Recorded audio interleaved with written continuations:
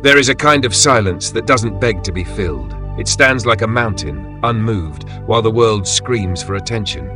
And when it finally breaks into speech, every word is a tremor. We have all seen it. The one who doesn't speak often, but when they do, everyone stops. What is that force, that weight, that presence? It is not charisma. It is not cleverness. It is discipline. Part 1. The weight of words. To speak so people respect you, we must first understand something fundamental. Words are not respected because they are said. They are respected because they are earned. Seneca once wrote, "Speech that is brief and pointed penetrates the soul." Yet in our time, speech is inflated and hollow. We speak to fill silence, to soothe discomfort, to impress strangers. But the Stoic speaks as a warrior draws his sword, not often, and never without reason. The first step in earning respect when we speak is to cultivate the silence that precedes it, to master stillness, to embrace pause, to no longer fear the emptiness between words. This is not passivity, this is preparation. It is in that stillness that we refine our voice. Epictetus taught, first learn the meaning of what you say, and then speak. This is not a call to be intellectual, it is a demand to be authentic. If you do not live your words, do not speak them. Respect begins when there is no gap between what you say and who you are. Part 2. Overcoming the inner noise. You cannot be respected by others if you are still ruled by the crowd within. Most people speak from a place of fear. Fear of silence, fear of insignificance, fear of being overlooked. This fear becomes verbosity, it becomes exaggeration, it becomes the performance we put on for others to like us. But the Stoic knows that the enemy is not the crowd. It is the need to impress the crowd. Marcus Aurelius reminds us, if you are distressed by anything external, the pain is not due to the thing itself, but to your estimate of it. So we must confront what we estimate most, the approval of others. Here is the truth. You will not be respected until you no longer need to be, until you speak not for validation, but from clarity, until you express not opinion, but understanding, until your words are not decoration, but direction. To get there, we must battle the emotions that cloud the tongue. Anger wants to speak too soon, pride wants to speak too loud, fear wants to speak too much. But the Stoic is not a servant of emotion. He is their master. He may feel anger, but he does not speak from it. He may feel pride, but he does not bloat his voice with it. He may feel fear, but he does not negotiate with it. This is the iron beneath the words of a Stoic, self-command. Part 3. The substance of speech. What makes a voice commanding is not tone, not rhythm, not vocabulary. It is alignment, the alignment between what is spoken and what is lived. The reason people respect Marcus Aurelius is not that he was an emperor who wrote meditations. It's that he wrote meditations that matched his reign. He spoke as he lived. He ruled as he thought. He led as he believed. When our words reflect our principles, they resonate deeper than sound. They become a kind of law. Not to others, but to ourselves. That is the Stoic way. To become so disciplined in your thinking that your speech carries moral weight. Not because you impose it, but because you embody it. We do not need to convince people to respect us. We must become the kind of person they cannot help but respect.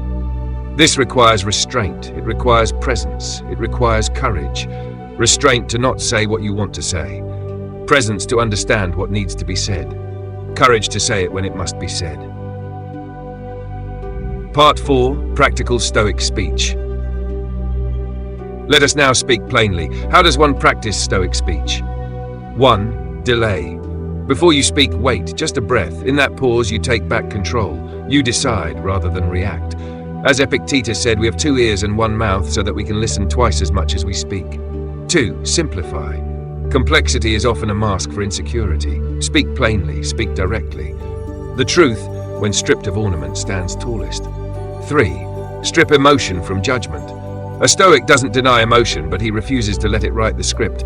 You may feel rage, but say only what is just. You may feel fear, but say only what is needed. 4. Speak less, say more. Seneca warned against the sickness of saying too much. Be brief, be piercing, be memorable. Words that carry restraint carry power. Speak last. In any room, the one who speaks last often has the most leverage. Not because they are wiser, but because they waited. In waiting, they saw more, felt more, understood more. When we learn to hold our tongue, it sharpens. Part V, the Stoic archetype without needing. There is a mythic image that returns to us in every age, the quiet warrior, the weathered sage, the unshakable one who watches before he speaks. From Cato the Younger to Admiral Stockdale, from Marcus Aurelius to Nelson Mandela, there is a thread that binds the truly respected. They speak when they must, not when they want. And when they speak, they do so without needing a reaction. This is the paradox. To be respected, you must be indifferent to being respected. You must care more for truth than for applause, more for clarity than for charisma, more for the moment than for your image.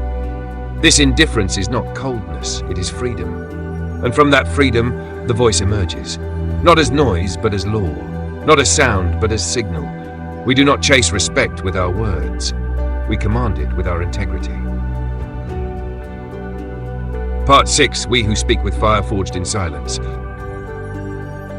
Let us return to the silence, that sacred, brutal silence, where no one is watching, where no one applauds, where the only voice is the one inside.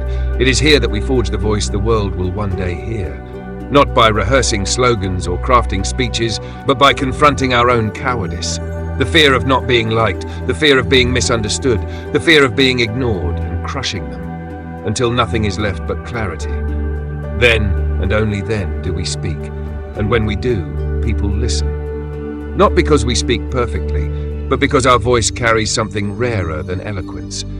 It carries the weight of someone who has suffered in silence, conquered their chaos, and emerged with a message forged in the fire.